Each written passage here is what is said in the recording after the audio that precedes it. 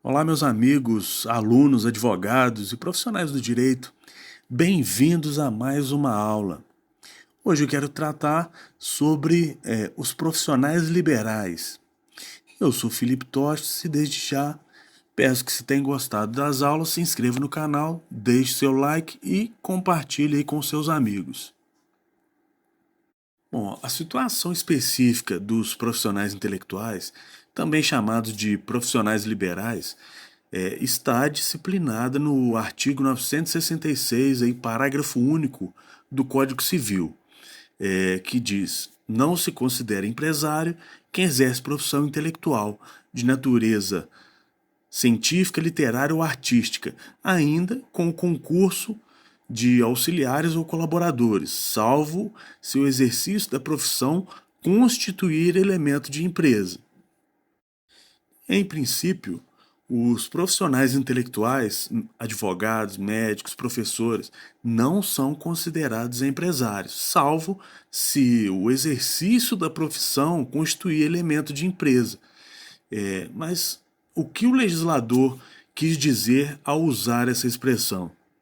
Então, nos parece aí que o Código Civil quer dizer que, enquanto o profissional intelectual apenas exerce a sua atividade intelectual, ainda que com o intuito de lucro e mesmo contratando alguns auxiliares, ele não é considerado empresário para os efeitos legais. Enquanto o profissional intelectual está numa fase embrionária de atuação, ou seja, é um profissional que atua sozinho, faz uso apenas de seu esforço, da sua capacidade intelectual. Ele não é considerado empresário, ou seja, não se submete ao regime jurídico empresarial. Então é preciso aí lembrar que empresa é uma atividade econômica organizada, isto é, atividade em que há articulação dos fatores de produção e no exercício de profissão intelectual. Essa organização dos fatores de produção, a sua importância secundária, né? Às vezes até irrelevante. No exercício de profissão intelectual, o essencial é a atividade pessoal do agente econômico, o que não acontece com o empresário. Então, a partir do momento em que o profissional intelectual dá uma forma empresarial ao exercício de suas atividades, aí a coisa já começa a mudar. Ou seja, impessoalizando sua atuação e passando a ostentar mais a característica de organizador da atividade desenvolvida. Será considerado empresário e passará a ser regido pelas normas do direito. Mas observe que houve uma mudança, houve uma impessoalização dessa atividade. Ou seja, quando o prestador de serviços profissionais se impessoaliza e os serviços até então pessoalmente prestados passam a ser oferecidos pela organização empresarial perante a qual se torna um mero organizador, será ele considerado empresário. São bastante elucidativos os enunciados 193, 194 e 195 do Conselho da Justiça Federal, aprovados aí na terceira jornada de Direito Civil, os quais dispõem, respectivamente, que o exercício das atividades de natureza exclusivamente intelectual está excluído do conceito de empresa. Os profissionais liberais não são considerados empresários, salvo se a organização dos fatores de produção for mais importante que a atividade pessoal desenvolvida. E a expressão elemento de empresa demanda uma interpretação econômica, então devendo ser analisada sob a égide, perdão, da, vamos dizer, da absorção da atividade intelectual de natureza científica, literária ou artística, como um dos fatores da organização empresarial.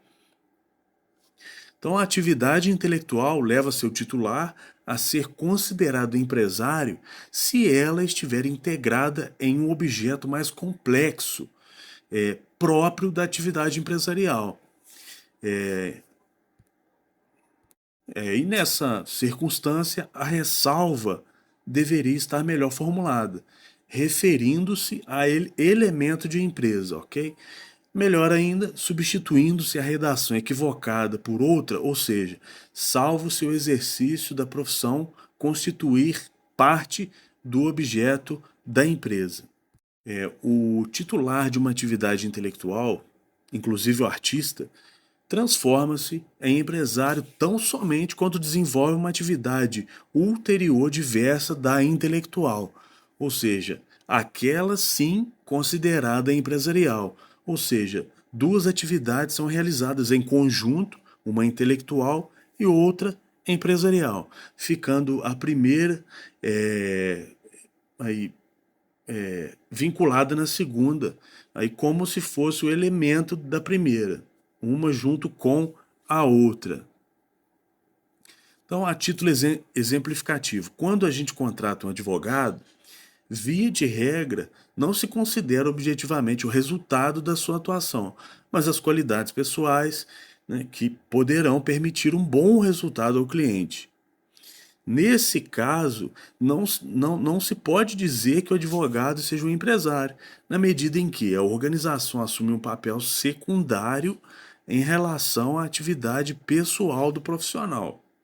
Semelhante à situação do médico, que não exerce as suas atividades em uma grande estrutura. O desempenho pessoal do médico será então o fator preponderante para a atividade e não a sua organização. Se a atividade pessoal prevalece sobre a organização, não há que se falar em empresário. Isso é interessante, né? Se a atividade pessoal prevalece sobre a organização, que nos traz a ideia de empresa, não há que se falar em empresário, ok?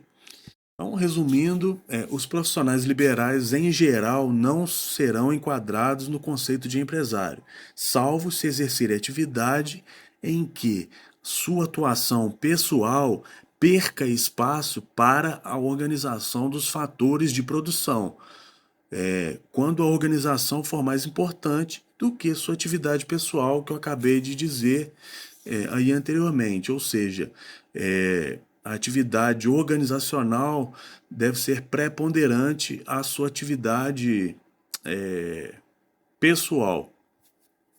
Então, se liga aí, o importante é tentar estabelecer critérios minimamente objetivos para aferir se o exercício da profissão intelectual configura ou não uma empresa, isto é, uma atividade econômica organizada. Eu tenho falado várias vezes aqui, atividade econômica organizada, que nos remete à ideia de uma empresa, de uma organização, né? Atividade econômica organizada. Então, por exemplo, em cada caso concreto, analisar se, importante, há mais de um ramo de atividade sendo exercido ou se há contratação de terceiros para o desempenho da atividade fim. O que nos parece? Que a expressão elemento de empresa, utilizada pelo legislador brasileiro, está intrinsecamente relacionada com o requisito da organização dos fatores de produção para a caracterização do empresário, conforme a gente analisou. Então, com efeito, o empresário, conforme vimos, é a pessoa que exerce atividade econômica organizada, ou seja, é quem articula os diversos fatores de produção, insumos, mão de obra, capital, tecnologia, etc., tendo em vista a exploração de uma determinada atividade econômica. Então, para tanto, constituirá todo um complexo de bens materiais, ou seja, vai alugar um imóvel, adquirir equipamentos, contrair empréstimo, etc. E materiais também.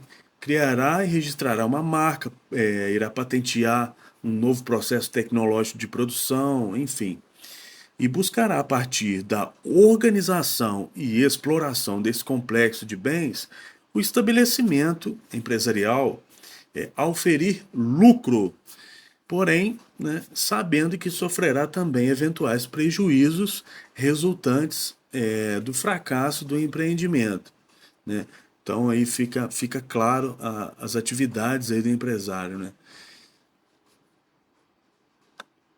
Então, em regra, não se visualiza essa organização dos fatores de produção na atuação dos profissionais intelectuais, que não raro exercem suas atividades sem a necessidade de organizar um estabelecimento empresarial. Vale dizer também, sem a necessidade, por exemplo, de contratar funcionário, de criar uma marca, de fixar um ponto de negócio, e por aí vai.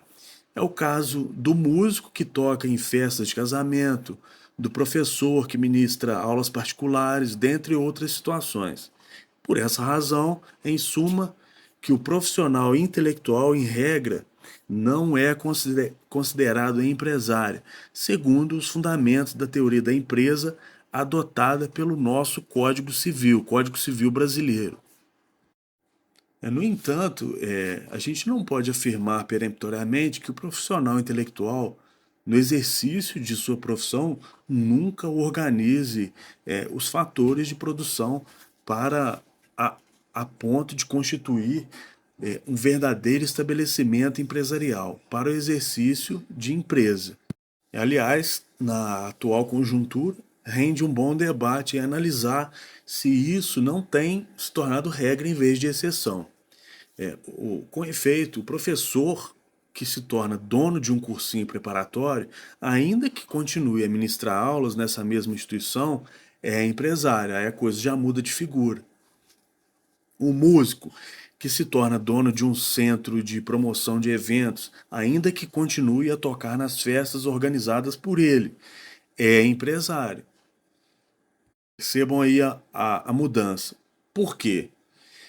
Porque nesses casos, o exercício da profissão intelectual deixa de ser o fator principal do empreendimento, passando a ser um mero elemento de uma atividade econômica organizada a partir da articulação de diversos outros fatores de produção, contratação de funcionários, criação e registro de uma marca, fixação de um ponto de negócio, etc.